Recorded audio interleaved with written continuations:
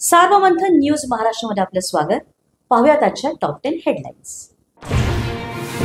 भोंगे विरोधी आंदोलनात 17,000 मनसे सैनिकांवर गुन्हे दाखल करणारे उद्धव ठाकरे माफी मागणार का? मनसेच्या संदीप देशपांडेंचा सवाल। 2017 मध्ये झालेल्या युतीचा प्रयत्न उद्धव ठाकरेंमुळेच अयशस्वी झाल्याचा आरोप।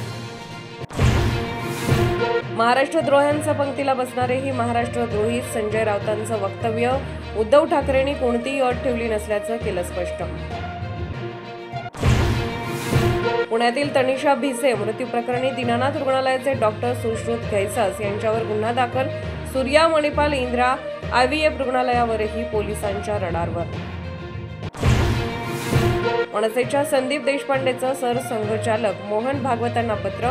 मराठ्यांचे मागील 200 वर्षातलं उदाहरण देताना तिथे कोणालाही सक्ती नव्हती, मग आता ती सक्ती का? देशपांडेंचा सवाल। राज्य सरकारला सांगून सक्ती थांबवण्याची केली होती विनंती। नागपूरमध्ये मुख्यमंत्री देवेंद्र फडणवीसांचा जनता दरबारला सुरुवात। समस्या घेऊन आलेल्या नागपूरकरांची तुफान गर्दी। समस्येचं निराकरण करण्यासाठी मुख्यमंत्र्यांकडून जनता दरबार।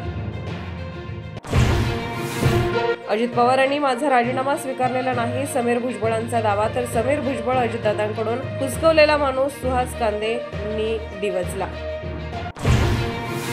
काँग्रेसला सोडचिठ्ठी दिलेले संग्राम थोपटे 22 एप्रिलला भाजपात करणार प्रवेश। 3 टर्म निवडून येऊनही पक्षात योग्य संधी न मिळाल्याने पक्षाला रामराम केल्याचं स्पष्ट।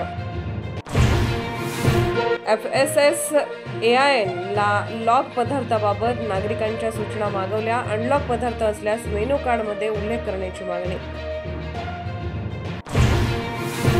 रामनवमीच्या रॅली आधीच पोलिसांनी विश्व हिंदू परिषदेच्या कार्यकर्त्यांचा वडाळ्यात पोलिसांनी लाठीचार्ज केल्याचा कार्यकर्त्यांचा आरोप। सोलापूरचे न्यूरोफिजिशियन डॉक्टर वळसंकरांच्या आत्महत्येनंतर त्यांच्याच रुग्णालयातील कर्मचारी महिलेला अटक। 3 दिवसांची पोलीस कोठडी। सुसाईड नोटमधील नोंदीनुसार कारवाई। अकोल्याच्या उगवा गावात दुष्काळाचा अत्यंत बेसूर चेहरा उघड।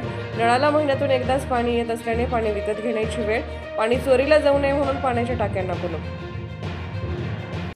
सार्वमंथन न्यूज महाराष्ट्राला लाईक करा, शेअर करा, सबस्क्राईब करा।